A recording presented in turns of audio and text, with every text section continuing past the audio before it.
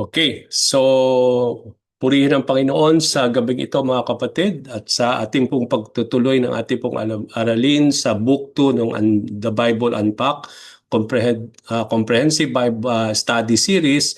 Nandun na po tayo sa ika-4 na bahagi ng unang section, yung tinatawag nating Holy Character of the Lord. Kung natatandaan ninyo mga kapatid, sa Book 1, pinag-aralan natin yung all about God's nature and God's being. Now, dito sa Book 2, ng ating pong pag-aaral, we are studying about God's character. Ngayon, ang tanong natin, what is the difference between the two? Ano ba ang pagkakaiba when we talk about God's nature or His being when it comes to His character? Kung matatandaan ninyo, nung una nating pinag-aralan yung unang section o yung unang bahagi nitong libro na ito, pinag-aralan natin kung sino ang Diyos. It means to say, pag sinabi natin God's nature, we are talking about His being as being God. No? Yung nature or His being describes what makes God, what makes Him God, and also about who He is. Kaya doon natin makikita na sa unang pag-aaral natin, pinag-aralan natin kung sino ba ang Diyos. We talk about that He is omnipotent, that He is omniscient, no? That He is somehow an all-knowing God. No? We talk about being Him as an eternal God. We talk about the preeminence of God. But when we talk about naman sa God's character, pag sinabi nating character of God, it talks about how He relates to us. No?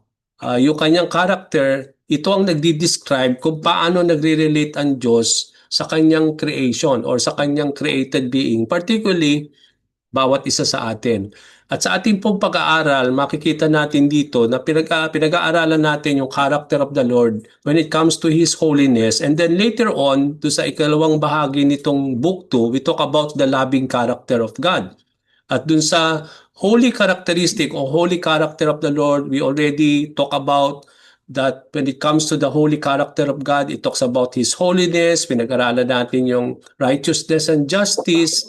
And then last time, pinag-aralan natin yung faithfulness of the Lord. And today, we will be talking about yung ikahapat na parte when it comes to the holiness or the holy character of the Lord, and that is His anger. No? When we talk about the anger of God.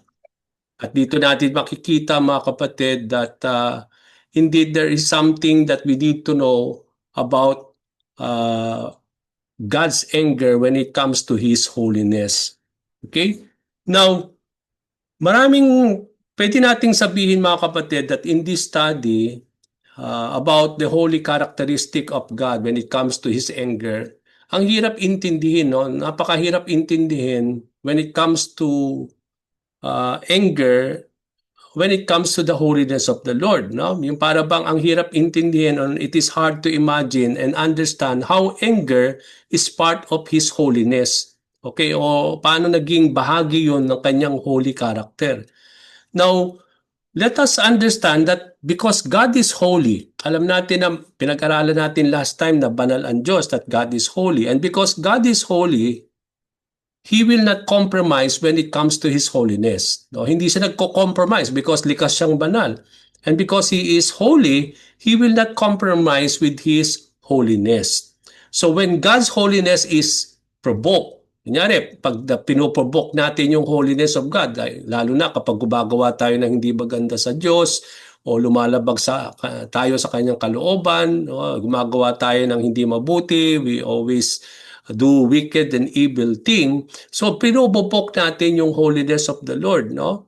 At doon natin makikita that when the holiness of God is provoked, He will always respond with anger. So may kinalaman yung anger sa kanyang holiness. Na kapag siya'y banal na Diyos at ang kanyang nilikha, kunyari tayo mga nilikha ng Panginoon, hindi tayo mabubuhay ng banal at tama sa Diyos. Then, at patuloy tayo mamumuhay ng hindi tama sa Panginoon, gumagawa ng labag sa pangalooban ng Panginoon, then we are provoking the holiness of God. No? And when we talk about the holiness of God, we are talking about the righteousness and justice of the Lord. Okay, so doon natin makikita na likas ang Diyos na gumagawa ng mabuti. Na kapag tayo hindi gumagawa ng hindi mabuti patungkol sa ating buhay bilang mga nilikha ng Panginoon, then we are provoking the Lord when it comes to His holiness and righteousness. So he will respond always with anger. No, nandun yung galit ng Panginoon. Now, how do we define anger of God? Bago tayo pumunta sa ating pong manual today. Now, God's anger has something to do with God's wrath. Kaya maraming beses when we talk about the wrath of God, no? Kaya bakit may wrath of God? It's because that is the expression of the anger of God. Doon niya pinupor yung kanyang anger. Kaya nga meron tayong judgment, no? That there is a judgment that is coming sa pagdating ng ating Panginoon is because it is where the Lord will pour out His wrath dun sa judgment day, no? Yung pagdating ng ating Panginoong Jesucristo, there will be judgment. At doon natin makikita how the Lord will pour His wrath, no, when it comes to His anger. So may kinalaman ito sa kanyang anger, no? And when we talk about the anger of God or God's wrath, hindi ito kagaya ng anong atin, no? We can also have wrath or we can become angry also, pero kung makikita natin, yung anger of God is a holy anger or a holy wrath. Okay? We can consider it as holy because he has no sin, no? And he is righteous and holy. So it means to say, mga kapatid, that when he become angry, it is a holy anger. Pero tayo, hindi tayo likas na mabuti, hindi tayo likas na banal, at likas tayo makasalanan. Kaya kung titingnan natin dito, dahil likas tayong masama at hindi mabuti, when we talk about our anger, it is not a holy anger. It is unholy anger, no? Kaya yung wrath na ibinibigay natin kapag tayo galit, no? Iba yon pagdating dun sa wrath of God, no? Kapag na-provoke yung holiness of the Lord, nagre-respond ang Panginoon sa kanyang anger at yung anger na yon ay nagdadala sa kanya for His wrath. No? Kaya may mga consequences na mangyayari because we provoke the holiness of the Lord and it is being expressed by His anger. So God's anger, mga kapatid, is not like human anger. Hindi siya parehas, no? May pagkakaiba yung anger of God when it comes to the anger of mankind. Yung God's anger is not something that resides in Him by nature. Because God is holy, He is righteous and just, it means to say, hindi yun likas sa kanyang pagka-Diyos. No, hindi siya likas na laging nagagalit, no? God's anger is not something that is residing in His nature. Hindi yun nature ni Lord. It is His response to evil. Yun ang kanyang response kapag hindi gumagawa ng tama ang kanyang nilikha. Nire-respond niya dahil na-provoke yung kanyang pagka-Diyos sa kanyang pagiging holy. Ito ay nire-response ng Panginoon. He always responds out of anger because of the evil and sin of mankind. So tayo, when hindi siya parehas natin kasi tayo, likas tayong makasalanan at likas sa atin na laging magagalit. Ibig sabihin, part ng buhay natin lagi yung magalit. Yung para bang part na yon ng ating pagkatao na laging nagagalit. No? But then, when it comes to God, hindi gano'n ang Diyos. Hindi siya yung parang it is something that is residing o yung talagang nakapaloob sa kanyang pagka-Diyos. No? But He is a loving God, He is a righteous God, a holy God. Kaya lang, He responds with anger kapag napoprovoke yung kanyang pagka-Diyos. No? And anger is always His response when it comes to evil and sin. No? Kaya nga tayo, it is a holy response to sin. No? Ganun nagre-respond ang Panginoon out of His holiness. Kaya doon pa rin makikita natin that anger has something to do with the holiness of God. Okay? Sabi po sa Ephesians 4:26-27, sinasabi doon ni Paul that it is possible to express anger but not sin.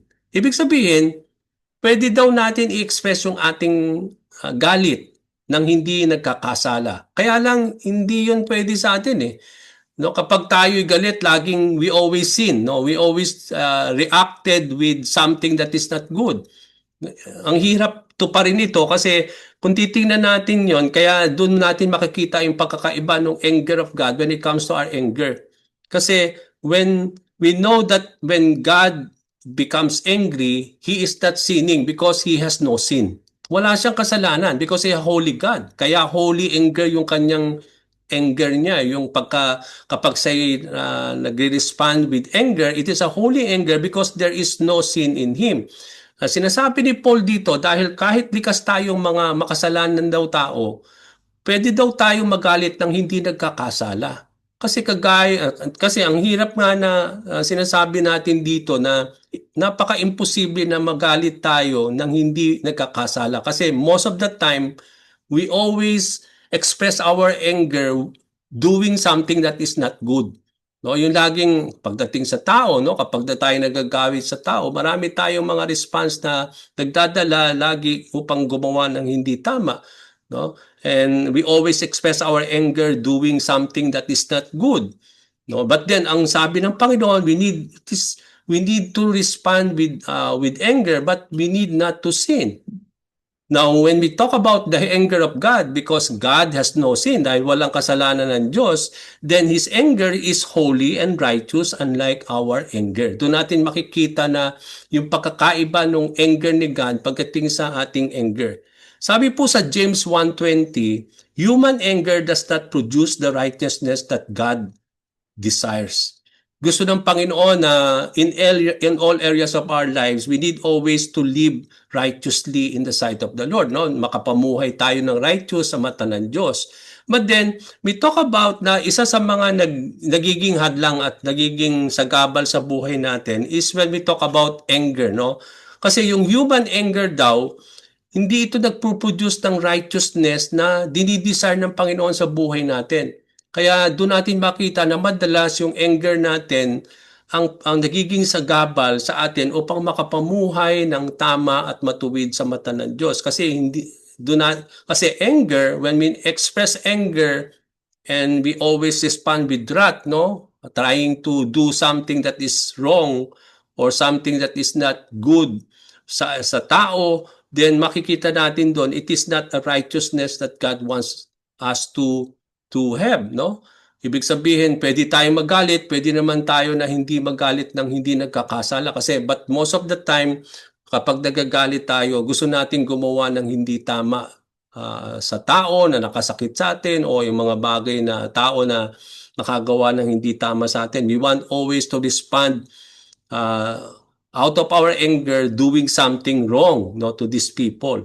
So doon natin makita that God gets angry when there is a violation of His character. Pag binabiolate natin yung kanyang pagka-Diyos, dahil siya'y matuwid, dahil siya'y just and holy, then makikita natin dito, He becomes only angry when we violate those character of the Lord. Kapag binabiolate natin yung kanyang Diyos, no, doon siya nagre-respond always with anger. Makikita natin yan, no, sa bayan ng Israel. Di ba, maraming beses na nagagalit ang Panginoon Diyos sa bayang Israel niya na kanyang hinirang kasi hindi lang sa bayang Israel kundi sa mga hari na itinalaga ng ating Panginoon dahil madalas at maraming beses that they become unfaithful. O hindi sila naging faithful sa covenant nila sa ating Panginoon Diyos at gumagawa sila ng mga hindi tama sa Panginoon. Lalo tigit sa lahat, hindi sila sumusunod sa kalooban at sa mga utos ng ating Panginoon. At maraming beses makita natin sa Old Testament that God will always respond out of His anger and wrath. No, makikita natin doon na 'di ba matatandaan ninyo yung katigasan ng ulo ng bayang Israel na sila'y laging nagrereklamo sa Panginoon, sila'y nagreklamo kay Moses na bakit sila tinanggal sa bayan ng Ehipto at dadalhin sila sa wilderness na kung saan sila'y mamamatay, no? At dahil sa katigasan ng ulo ng Panginoon, alam natin ang tigas ng ulo ng mga bayan ng Israel, yung kanyang hinirang, nakita natin, no? The anger of the Lord has been provoked, no, out of their disobedience, no, out of their unfaithfulness, na marami doon yung most of those people hindi nakapasok sa promised land, no, at sila'y namatay sa 40 years wandering. Doon natin makita, di ba, natatandaan ninyo na provoke din yung anger ni Lord, yung kanyang holiness when they nung mga panahon na yon na wala silang makain, wala silang mainom na tubig, no, makita natin doon because of they provoke the holiness of the Lord and the character of the Lord makita natin that God always respond out of His anger.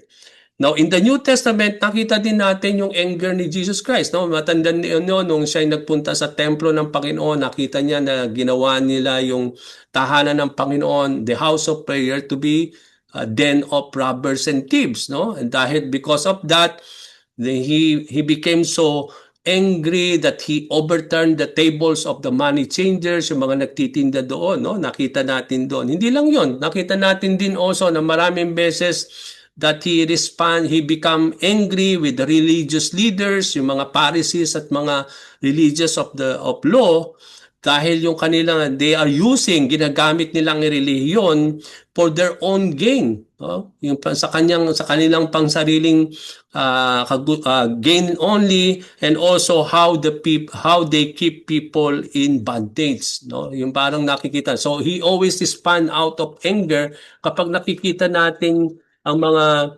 religious leaders in those times na how that they are not doing their role as leaders of God's people. Sa Romans 1:18, nakita din natin si Paul, no? Sabi ni Paul, "For the wrath of God is revealed from heaven against all ungodliness and unrighteousness of men who by their unrighteousness suppress the truth." So doon natin makikita na sinasabi ni Paul sa Romans 1:18 na nandoon yung anger of God, na nare-reveal yung wrath of God out of His anger kapag ang tao ay nagiging ungodly, no, nagiging unrighteous sila, and when they are suppressing the truth. Doon natin makikita na nare-reveal yung God of wrath, yung God's wrath kapag nagkakaroon po ng when it comes to the people of the Lord, when it comes to His ungodliness and unrighteousness of people, no? Doon natin makita na nandoon nare-reveal lagi yung anger, yung wrath of the Lord. So God gets angry at the wickedness in people, and He opposes the wickedness in an effort to turn them from evil and may find true life and freedom. Now, bakit pa God is become angry when it comes to our wickedness? Kapag tayo nagkakasal, nagagalit siya because ang gusto niya na manumbalik tayo, that we need to turn from our evil things that we are doing at makakita tayo ng liwanag ng buhay at kalayaan sa mga iyon. Kaya He always respond out of His anger kasi ang intensyon ng Panginoon ay mabuti. So alam natin lahat ng bagay na ginagawa ng Diyos ay mabuti, no? So yung anger is something that He is doing out of goodness. Kasi sa atin, yung anger natin hindi mabuti yon. Kasi ang laging response natin out of our anger is to do something na hindi maganda sa tao. No? Kaya ini-express natin yung anger natin, at yung anger na yon, maraming beses, marami tayong ginagawa na hindi tama. No? But then when it comes to anger of God, it is still good. No? It's because kaya ginagawa ng Diyos yun, at dahil bakit mabuti yon is because kaya na siya nagagalit is because He is angry not with the people, but He is angry with sin and evil, no? At kaya ang intensyon ng Panginoon, bakit siya nagagalit, is para makaiwas tayo at but turn us from evil, and so that we may find life and freedom, no, from where we are having, no? Kung doon natin makikita, kaya makita natin yung anger of the Lord, maputi yon sa mata ng Diyos. Pero sa atin, yung anger natin, hindi yon maganda, no? Kasi maraming beses na gumagawa tayo ng hindi tama when we express our anger. So, we see that God's anger is His motivation for love. So, doon natin makikita yung anger of the Lord ay mabuti yon kasi ang motivation niya, bakit siya nagagalit, is because it is express of His love for people. Dahil mahal niya tayo, gusto niya tayo na mamuhay ng tama, na mamuhay ng matuwid, hindi mamuhay sa wickedness. Kaya nagagalit siya because it is a way of motivation for His love. At doon natin makikita na ginagawa ng Panginoon Diyos is because out of His love for us, no? Para ma-restore tayo na sa ating pong relasyon sa Panginoon, na ang nagdi-destroy ng relationship na yon ay yung kasalanan. Kasi kapag tayo namumuhay ng kasalanan, sa kasalanan, mga kapatid, it is destroying yung ating relasyon sa ating Panginoon. Kaya ang Panginoon, ini-express niya yung anger niya out of His love so that we are able to be restored sa ating relationship with our God and so that sin may be destroyed. So, God loves the sinner but sabi nga natin, He is angry with sin and He hates sin. He did not hate mankind, no? He is not angry about mankind. But why He is so angry is that because of their wickedness, their evil, no? So ibig sabihin yung he hates sin, no? He hates evil, and because he is angry about sin and evil, no? So we can characterize the character of God when it comes to anger. It is a righteous anger and a holy anger. So doon natin makikita, no? Mabuti pa rin yon sa mata ng Diyos when He is expressing His anger. Now, tingnan natin, ikukumpara natin yung anger ng Panginoon sa anger natin. Ang laki ng pagkakaiba, mga kapatid. When we talk about anger, no, yung ano ba nagko-cause ng anger ng Panginoon? Di ba naalaman natin kanina na it is napoprovoke yung anger na Lord kapag pinoprovoke natin yung kanyang character or when it comes to His nature. Now sa atin naman, anong nagko-cause ng anger sa atin? Bakit tayo nagagalit? Yung anger comes, no? Anong cause ng anger is when somebody against what ano ba yung ikinagalit natin, no? Yun yung nagsisilbing cause, no, kaya tayo nagiging nagagalit, no, kapag tayo po ay nagawa ng hindi maganda, no, nagagalit tayo, no, kapag na-prostrate ng someone who will give that will allow us to be prostrated, no, when we are prostrated we express it out of anger, no. So doon natin makita na malaki ang pagkakaiba what causes anger with God and what causes anger in us. So makikita natin dito, no, may malaking pagkakaiba. Now when it comes to anger of the Lord, no, sabi sa Bible, He is slow to anger. So ibig sabihin, hindi siya madaling magalit. Tayo naman, we are so quick to anger. No, madali tayong magalit, madali tayong mag-init ng ulo. No, at yung kapag nag-iinit ang ulo natin, i-express na natin yung ng anger, no. Marami na tayong ginagawang hindi maganda, no. So doon natin makita na nandun yung para bang nagbe-burst tayo kagad immediately. But when it comes to God, ang sabi sa Bible that He is slow to anger. No? So, hindi siya ganun kadali magalit. So ibig sabihin mahaba ang patience ni Lord sa atin. Kasi kung hindi ganun kahaba ang patience ni God, siguro wala na tayong lahat ngayon dito sa mundong ito, no? Dahil patuloy tayong gumagawa ng hindi tama sa Panginoon. But then, makita natin dito that although He is a holy God na naproprovoke yung kanyang holiness and He is expressing His anger, pero ang sabi doon, yung anger ng Panginoon is so slow, that He is slow to anger. No, ganun kalabing ang Panginoon that He is not quick, no? Hindi siya ganun kadali magalit, pero compare with us na madali tayo magalit, no? When it comes to anger. Ang goal ng Panginoon, bakit siya nagagalit? Sabi nga natin, it is a motivation of His love. Doon niya pinakikita na mahal niya tayo kasi tinatama niya tayo. Nagagalit siya kapag tayo ay gumagawa na hindi tama bilang kanyang mga anak. So, ang aim ng Panginoon, yung kanyang goal, bakit siya nagagalit, is to restore us out of His love for us. Pero compare naman sa atin, yung ating galit, it is more of destruction. Kaya nagagalit tayo, gusto nating i-destroy yung tao, no? Doon ang laging ginagawa natin kapag nagagalit tayo, ini-express natin yung galit natin ng hindi maganda to the point that we want to destroy the person who hurt us or who had brought that anger unto us. No, doon natin makita na ang ating aim lagi pag when we become angry is to destroy, to get even. No, ganun lagi yung anger natin eh. So doon natin makikita na ang laki ng pagkakaiba ng anger ng Diyos. It is a righteous anger, but when it comes to us, it is unrighteous anger that we have, no? The anger of God is holy, but then it comes to us, we can say that it is unholy anger. Okay, ini-express natin yon, yung ang aim ng Panginoon is to restore us, at ini-express niya yung anger to comfort us, no, to admonish and to warn us. But then when we talk about because yung ating pong anger is to destroy, ibig sabihin yung to bring destruction, laging nandun yung condemnation, no? Kapag tayo nagagalit, kino-condemn natin lagi yung taong kung saan tayo nagagalit, no? Inaakusahan natin lagi ang isang tao kapag galit tayo, no? Tinitreten natin siya na meron tayong gagawin sa isang tao, doon natin ini-express yung ating anger. But then God is not like that, no?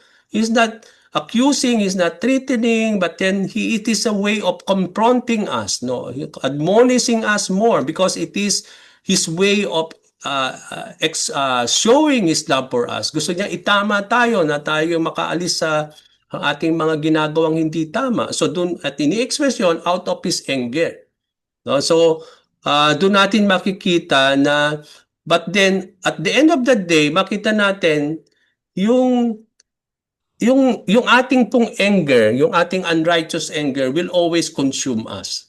Kaya nga, it will bring our destruction. Kung hindi natin kayang i-handle yung ating anger, then I believe the wrath of God will always be upon us, no? And the anger of the Lord will always be upon us, because ini-express natin yung ating anger not in a way na talagang sabi nga natin, sabi doon, we need to express our anger not sinning, but most of the time we are sinning, no, when we are angry.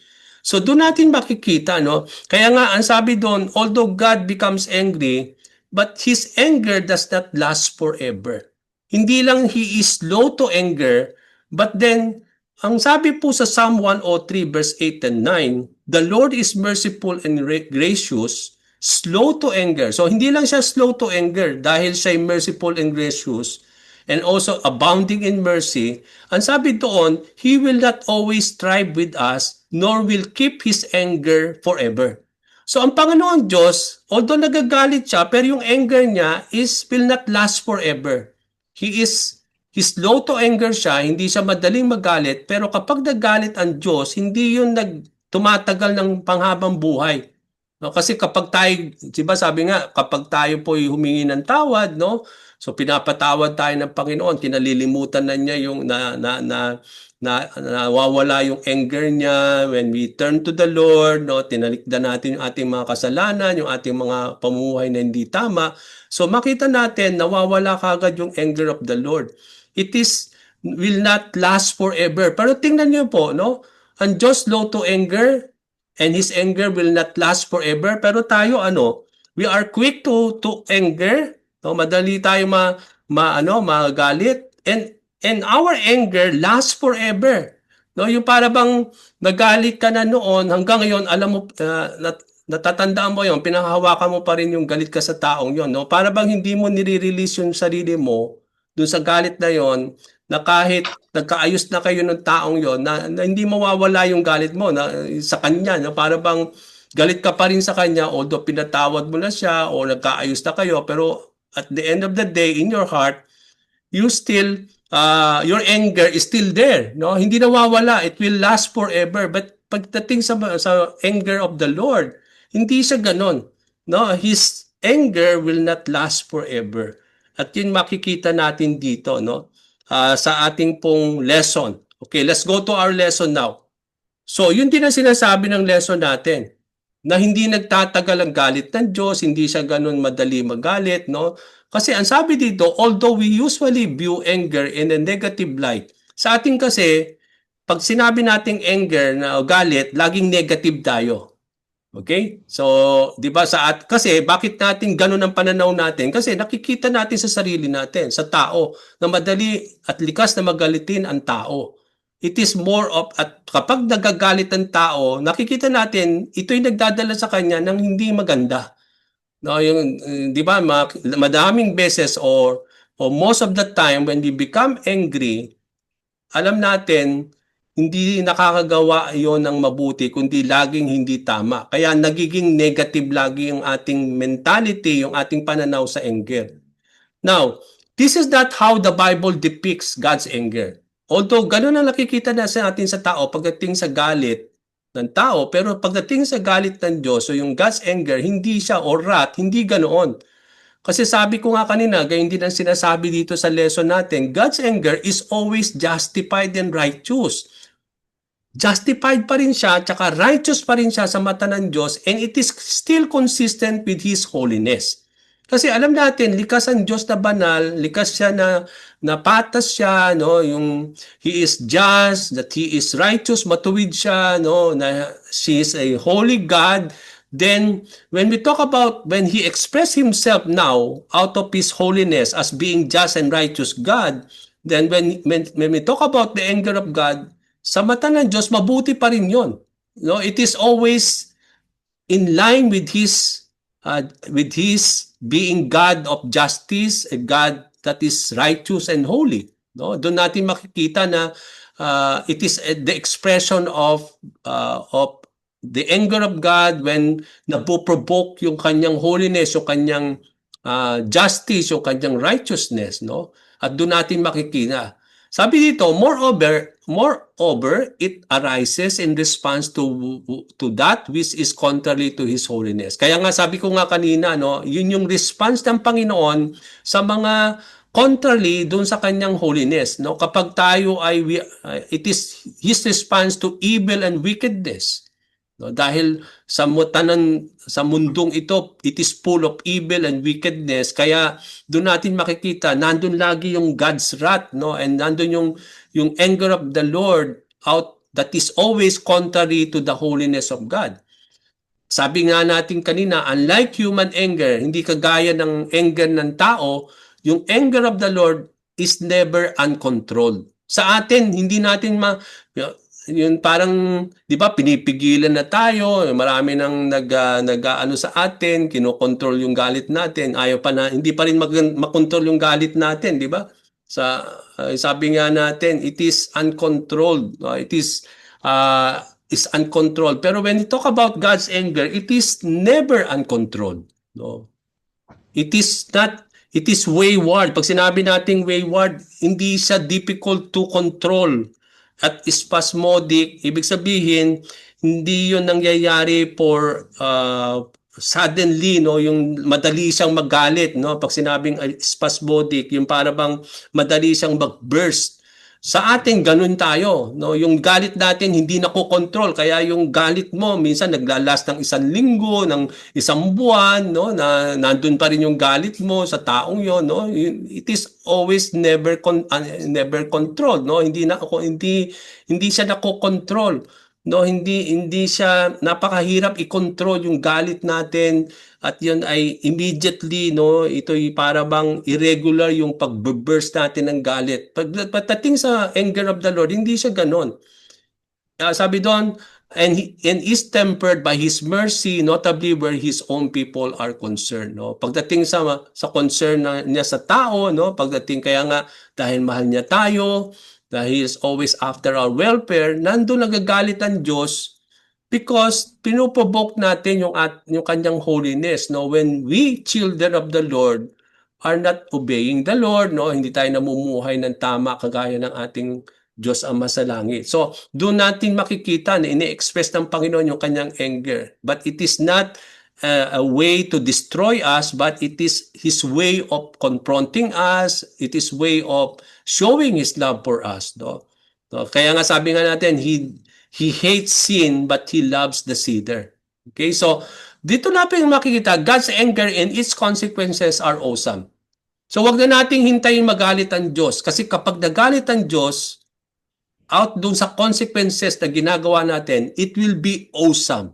No, yun talagang matindi, mga kapatid. Kaya wag na nating i-provoke yung wrath of God. Kaya nga makikita natin pagdating sa judgment day na doon ipopour yung wrath ni Lord sa mga taong hindi namuhay ng tama, hindi ni-reject si Lord, no? Doon makikita natin na yung wrath niya, yung anger niya, na out of the consequences na ginawa ng tao, it will be so great. Pag sinabi nating awesome, yung talagang matindi, mga kapatid.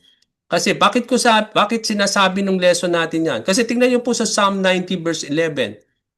No? Who can really fathom the intensity of your anger? No? Sino daw sa atin ang makapag-uunawa o who can really understand kung gaano ka-intensify o ang pinaka-intensity ng galit ng Diyos? Ang sabi ng psalmist, your raging fury causes people to fear you. Na talagang katatakutan natin ng Diyos pagdating sa kanyang wrath. Kasi matindi yung wrath ng Panginoon. Kaya wag nating i-provoke yung kanyang holiness. Wag nating i-provoke ang Diyos kung sino siya sa mga bagay na ginagawa nating hindi tama. Kasi napuprovoke yung kanyang pagka-Diyos when we are doing it at doon nagkokos yung kanyang wrath. No? Na sabi dito ng psalmist, your raging fury, yung kanyang wrath, is what causes people to fear the Lord. Kaya kinakatakutan ng Diyos kasi alam natin na kapag nandun ng wrath of God, no? Tingnan niyo po yung nangyari noon, nung panahon ni Noah. No? He consumed all mankind except Noah and his family. And that is brought by the wrath of the Lord. No? Yung nakita ng Diyos na talagang nakita ng Panginoon lahat ng yung ang gusto ng gawin ng tao in those time is to do violence, na ang gusto lang ang kanilang iniisip lagi ay hindi tama, gawa ng hindi mabuti. Kaya doon natin makita that it provoked the holiness of God that causes God to consume all mankind, out of blood, except Noah and his family.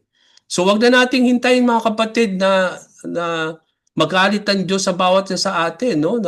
Although nandun na yung wrath of God on the coming of Jesus Christ, yung judgment that will come out of the wrath of the Lord, pero makita natin na yung wrath na yan na mararanasan natin pagdating ni Lord Jesus Christ is so awesome. Doon na natin makita yung intensity ng anger ni Lord, yung wrath niya na nag-provoke at that brought judgment in this world.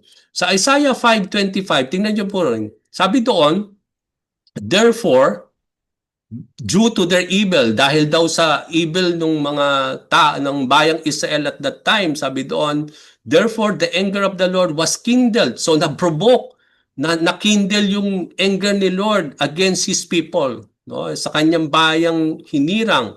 At anong nangyari? Dahil na-provoke, na-kindle yung galit ng Diyos sa kanyang mga nilikha, sa kanyang mga sambahayanan, anong ginawa ng Panginoon? He stretched out His hand against them and struck them. No? Makita natin dito, and the mountains quake, sabi doon, and their corpses were as refuse in the midst of the street. Nagkalat ang mga bangkay sa kalye, ang sabi doon. For all His anger has not turned away and His hand is stretched out still. So doon natin makita na kapag nagalit ang Diyos, matindi, mga kapatid.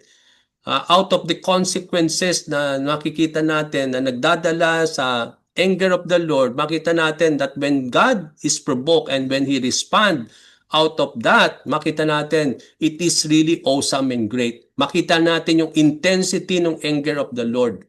No, that it brings death, no, and it even brings, and it is really awesome and great.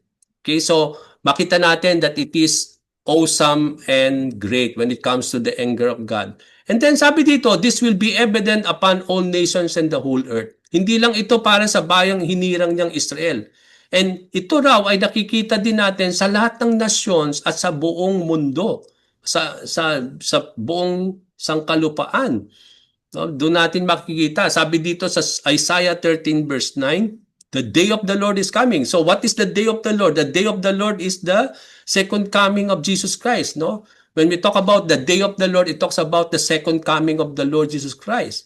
And what is about? Ano yung mangyayari pagdating ni Lord when the day of the Lord comes? Sabi doon, that cruel day of His fierce anger and fury. So it means to say, doon ipo-pour out ni Lord yung kanyang fierce anger and fury out of His wrath. And the earth will be made a wilderness and every sinner will be destroyed.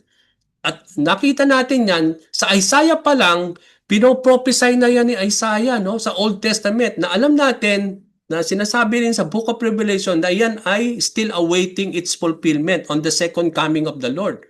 So doon natin makikita that the nations and the whole earth will experience the anger and the fury and the wrath of God, no?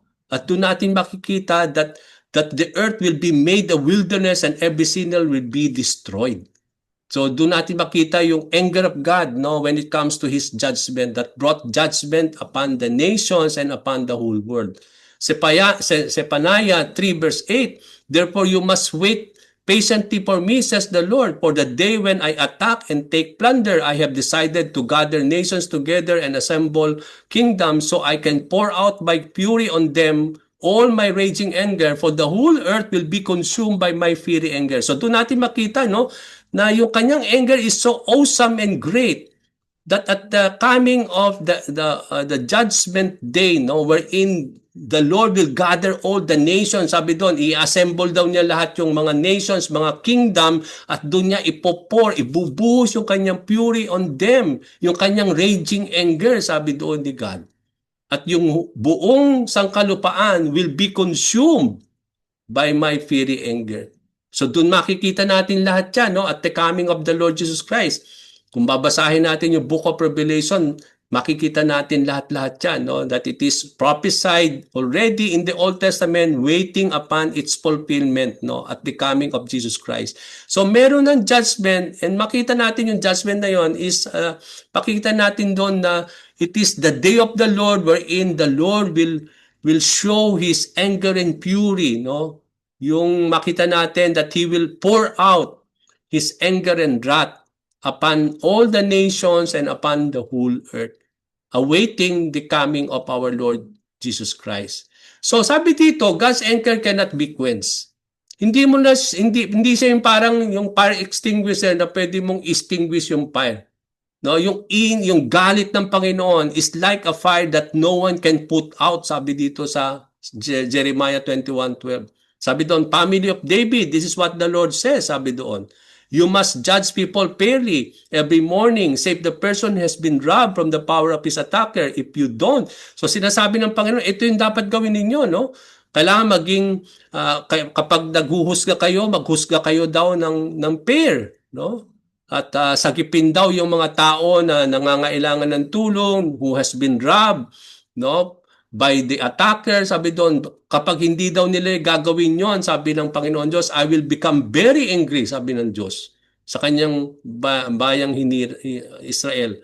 My anger will be like, no, yung I will become angry, very angry, at yung kanyang anger daw will be like a fire, no, na parang siyang fire that no one can put out, because you have done evil things. So kapag ang tao gumagawa ng hindi tama and they are doing evil things, that puts the fire of God, no, that is being expressed out of His anger. And when there is this fire of, and the anger of God is there like a fire that no one can put it out, no one can quench it. Hindi mo siya pwedeng i-extinguish, because the anger of the Lord will always be, cannot be quenched. It will always, sabi nga natin, pag itinakda ng Panginoon that there will be consequences of His anger, alam natin na it will be, sabi natin, it will really happen, no, the way the Lord says, no, and no one can really put that out, no, because it is already because God's anger cannot be quenched. Okay? So another thing that we need to understand is that God's anger cannot be withstood. No one can withstand. Hindi natin pwede talagang i-contain yung galit ng Panginoon. We cannot contain or withstood the anger of the Lord. Kasi sabi po sa Nahum 1:6, no one can withstand His indignation. No one can resist His fierce anger. Hindi natin pwedeng i-resist. We cannot really stand. Kaya nga, because anger of the Lord is so awesome, and because it is so awesome, hindi natin ma-i-stood yun, no? Hindi natin ma-resist o hindi natin kakayanin, sabi nga natin, yung anger of the Lord. His wrath is poured out like volcanic fire. Boulders are broken up as He approaches. Para bang yung volcano, yung lumalabas sa volcano na fire, no, and lava, it is likened to the wrath of the Lord. Doon natin matindi na no one can withstand that volcanic fire, no? Kaya nga kapag may volcanic eruption, di ba, pinaalis ang tao na pinalilikas yung perimeter na kung saan merong in danger. Kasi kung hindi ka tayo aalis hindi kayo aalis dun sa danger zone na yon, you cannot resist, you cannot withstood that volcanic fire. Makukonsume tayo lahat, makukonsume ang tao, no? Hindi lang tao, kundi lahat-lahat. No one can resist it. No one can withstood, no? Yung wrath of the Lord. And also, sabi doon, God is slow to anger and often hold its back. May mga sandali, mga kapatid, that because God is slow to anger, sometimes naho-hold yung kanyang anger, no? Hindi lahat ng beses nandoon. But then, may mga sandali na hino-hold ni Lord yung kanyang anger. Although, because He's a God who is slow to anger. Sabi nga sa Numbers 14:18, no? The Lord is slow to anger, abounding in loyal love, forgiving iniquity and transgression, but no means clearing the guilty. Okay, kapag guilty tayo, but then we are not repenting, hindi tayo humingi ng tawad, then nandun yung anger of the Lord, no? Nandun yung napoprovoke yung anger ni God, no? But then, although God expresses Himself sa kanyang anger and wrath, mga kapatid, but then, ang sabi dito, the Lord is so slow to anger. And why? Is because He is abounding in His love. And because of that love, nandung handa siya laging magpatawad sa mga iniquity, mga transgression ng tao. Kaya nga doon natin makikita na He is so slow to anger. At the same time, many times He holds back yung mga gusto niyang gawin, no, out of His anger because of His love for mankind, no. Lalo na doon sa mga taong humihingi ng tawad, no, yung nagbabalik loob sa Panginoon. But then, compare naman sa mga tao na hindi, no. Kaya sabi mo sa Psalm 78:38, yet He is compassionate, He forgives sin and does not destroy. He often holds back His anger and does not stir up His fury. No, nandun yung He will hold back His anger sa mga taong pagbabalik loob na handang humingi ng tawad. Pero ito ay hindi para dun sa mga taong who will stay guilty and who will not really ask forgiveness, no. Ito raw yung, yes, He is slow to anger and He holds back that anger doon sa mga out of His compassion and love sa mga taong gustong humingi ng tawad, sa mga taong gustong magbalik loob. And because of that, no, God will forgive them and He will not destroy them, but then yung destruction of the Lord will be still upon those people who will not seek the repentance and the forgiveness of the Lord. Nandun nakita na that the Lord will not hold back His anger, and doon natin makikita na may stir yung kanyang fury sa mga taong yun. But then, makikita naman natin na kapag ang tao naman yung nagbabalik loob sa Panginoon, He holds back His anger upon them. And He responds out of His compassion and mercy that He forgives us. And then, because of that, hindi nadidestroy ang tao. No, doon natin makikita. Kaya nga sabi nga natin sa Lamentations, no, that great is thy faithfulness, that sabi doon that the mercy of the Lord is new every morning. And why we are not being consumed, kasi alam natin, araw-araw, bawat araw ng ating buhay, nagkakasala tayo sa Panginoon. But then, why we are not consumed is because of the mercy of God being made new. Nandun lagi na naghahantay ang Panginoon sa mga taong manunumbalik. No? They always respond with us out of His love and mercy and compassion. Kaya hindi na hold yung anger niya, na sabi doon na hindi na steal yung kanyang fury dahil out of the love of the Lord, lalo tigit sa lahat sa mga taong handang magbalik sa loob sa ating Panginoon. But then, dun sa mga hindi, nandun pa rin na steal yung fury, yung anger of the Lord. That He will sabi doon, that He will not hold back its anger upon those people, but He will stir up His fury upon them. Another thing that we need to understand about the anger of the Lord, sabi doon, God does not stay angry. Sabi nga natin, He will not last forever. Hindi siya laging magiging magagalitin, no? Kapag nagalit siya, hindi nagtatagal po sa 1 taon, no? Hindi ka nakagaya natin. So sabi to sa Micah 7:18b, He does not retain His anger forever because He delights in mercy. Hindi siya nananatiling galit. Kasi kapag nagbalik loob ang bayan niyang Israel, no? Although alam natin na parang cycle na yon, paulit-ulit silang nagiging ganon. But then, God always respond to them out of His love and mercy and compassion. Kaya doon natin makikita na yung galit niya sometimes sa Israel, no? It will not retain forever, no? Hindi niya nire-retain yun na forever, but He always delight in His mercy kapag ang kanyang mga nilikha, ang kanyang sambahayanan ay laging magbabalik loob sa ating Panginoon, no? Kaya na hindi na i-steer ng panghabang buhay yung kanyang galit, no? Dahil nandoon He always respond out of the mercy kapag ang mga tao ay magbabalik loob sa kanya. So hindi na nanatili, no, na kapag although na nagalit ang Diyos sa mga ginagawa natin, but then kapag nagbalik loob tayo sa Panginoon, humingi ng tawad, nawawala na yung galit na yun ng Diyos, no? Napapalitan yun ng pagmamahal. Pero sa atin, sabi ko nga kanina, no, yung kahit sa ating pong buhay, no, hindi na nare-retain lagi yung anger natin, no? Ang kahit yung alamin niyo ilang taon na kayo, sa edad din nyo, yung mga nangyari in the previous years na nangyari sa buhay natin, kung saan tayo nagalit, tingnan nyo po, nandiyan pa rin yung galit natin doon sa taong yon na kahit habang taon na nangyari yon, nandun pa rin, nagalit ka pa rin sa tao. Although patay na nga yung taong yon, galit pa rin tayo, mga kapatid, no? So doon natin makikita that his anger does not stay forever. That God does not stay angry and it will not last forever. Okay, so God's anger arises in response to sin. O, bakit nagagalit yung Diyos? Yun yung response niya sa kasalanan at disobedience. So makita natin mabuti yung sin, yung anger ni Lord. Yung anger niya is His response out of His love and mercy. Because mahal niya tayo, gusto niya na tayo maptama sa ating mga kamalian, sa ating pagkakasala, sa ating mga hindi pagsunod sa Kanya. Kaya He expressed Himself out of His anger. So, nire-respond niya yung kanyang galit because of sin and disobedience. Okay, 1 Kings 16:2, no?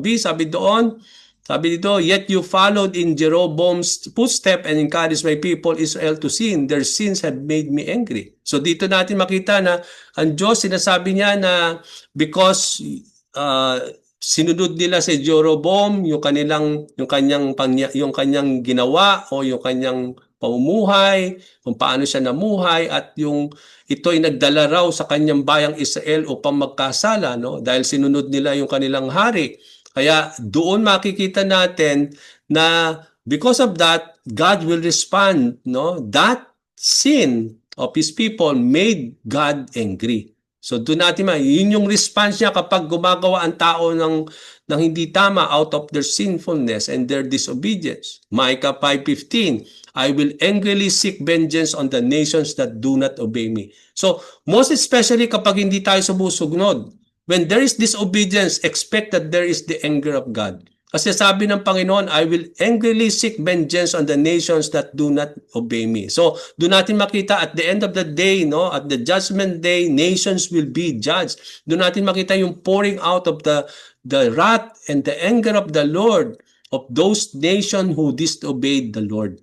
Okay? So natin makita. And then God's anger arises in response not only to sin and disobedience, but response in turning away from Him. No? And sabi doon sa Esa 8:22, the good hand of our God is on everyone who is seeking Him, but His great anger is against everyone who forsakes Him. When we are turning away from God, no, yung para bang umalayo tayo sa Panginoon, pinoforsake natin ng Diyos, it will always provoke His anger. Doon ma-arise, mga kapatid. Yun yung bakit nagagalit ang Diyos sa tao. He always respond out of anger because when they turn away from the Lord. Yung kapag inaalis nila yung dependence nila sa Panginoon and they are forsaking God in terms of Him being our Lord, then doon nat-turn yung anger ni God. Okay, so other things that arose, ano pa yung nagdadala ng anger of the Lord? As we close, sabi dito, Psalm 78:21-22, when the Lord heard this, yung mga complaints, yung mga doubts daw ng tao, he was so furious. The fire broke out against Jacob, and his anger played against Israel because they did not have faith in God and did not trust His ability to deliver. Kapag nandun yung complaint natin, no, nagda-doubt tayo sa Panginoon, no, and we are not believing on the Lord, no, makita natin dito, God will always respond out of anger, no. Yung fire of the Lord will be, sabi nga natin, will be upon us. Kaya nga makita natin dito yung anger ni Lord has been flared, no, against his nation Israel. Bakit? Because they did not have faith in the Lord.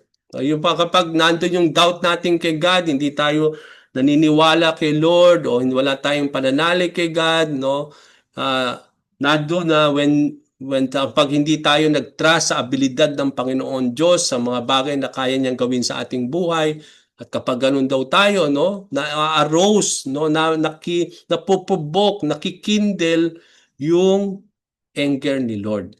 Ang sabi rin sa Romans 2:7b hanggang 8, but He will bring anger and fury on those who in selfish pride refuse to believe the truth and who follows what is wrong. Kaya nga, sabi ko, huwag nang hintayin natin na maranasan natin yung wrath and anger of the Lord, mga kapatid, kasi nandyan na yan sa mundong yan. Lalo na sa mga tao daw who will refuse to believe the truth and follow what is and continue to follow what is wrong. At alam natin, nangyayari yan sa mundo natin kahit ngayon, no? And that's why makita natin yung anger and the wrath of God is upon this world now. And it is awaiting its fulfillment sa second coming. So God will bring His anger and fury for those who will always live, no, in having selfish pride, no, who always refuse to believe kung ano yung totoo at katotohanan at hindi na namumuhay sa katotohanan, and what they live is what they follow is what is wrong. Okay? So doon natin makita, no? Doon na-arose, yun yung nagdadala sa anger ng Panginoon. Ngayon, itong study natin na ito, napakaganda kasi binigay sa atin dito yung bakit nagagalit si Lord at ano ang nagdadala doon sa Kanya. Kaya dito makikita natin bilang mga anak ng Diyos, malalaman natin dito ano yung mga bagay na kapag may mga tayong gagawin, ayun yung mag-aaros. Doon ang Diyos ay magagalit sa atin. Kaya dito, nagpapaalala dito sa atin na itong mga bagay na natutunan natin, no, patungkol kung ano ba ang anger ni God, bakit ba siya nagagalit, ano ba yung katotohanan kapag nagalit ang Panginoon. So, nandito natin makikita yung at the end of the day, napakabuti pa rin ng ating Panginoon kasi yung kanyang anger is a holy anger out of His holiness, no? It is still a righteous anger out of His righteousness, and it is still a just anger because of His justice. Okay? So sa pagtatapos, mga kapatid, napagandang answeran nito yung mga questions na ito kasi dito kayo marireveal sa inyo kung ano ba yung mga bagay na very evident sa ating buhay, no? Lalo na po yung huling-huling question, no? Ang sabi dito, do you ever think of things you do as arousing God's anger? Alam natin may mga part pa rin sa buhay natin na na-arouse ang galit ng Diyos dahil sa mga yun. Ano daw yun, mga kapatid? Napakagandang pagbulay-bulayan ito, mga kapatid, no? Na alin ba yung mga bagay na yan nasa inyo pa rin, nasa puso natin, na kapag ginagawa natin ito, na-arouse ang anger ni Lord sa atin. So, nagagalit siya sa atin. Siguro it is now time for us to lay down all those things at the feet of the Lord. No? Yung mga bagay na nagsisilbing na nagdadala sa Panginoon upang magalit siya sa atin. Lalo na, sabi nga natin kanina, yung anger ng Lord is His response to our sin and wickedness. Kapag may mga bagay pa rin na very evident sa ating buhay na out of our sinfulness, out of our wickedness, at nandun pa rin ang evident pa yun sa ating buhay, then we are bringing the wrath of God upon us, mga kapatid, the anger of the Lord. But always remember that it is a way of God to correct us. It is a way of His love for us. Bakit yata tayo tinatama? That He is always expressing out of anger, no? At makikita din natin yon, makita natin yon na it is still good, holy, and sabi natin righteous anger compared sa atin po na hindi yun kaparehas na atin pagdating sa ating pong mga galit. I hope na we have learned so much here, that we were reminded about these things, about the anger of the Lord, no, that is brought out of the holiness of God. Okay, so napakaganda po na itong lesson natin, and I hope that we are so blessed by it. So let us now stop sharing, and let us come to the Lord, and let us all pray. Let me stop this and let us end in prayer.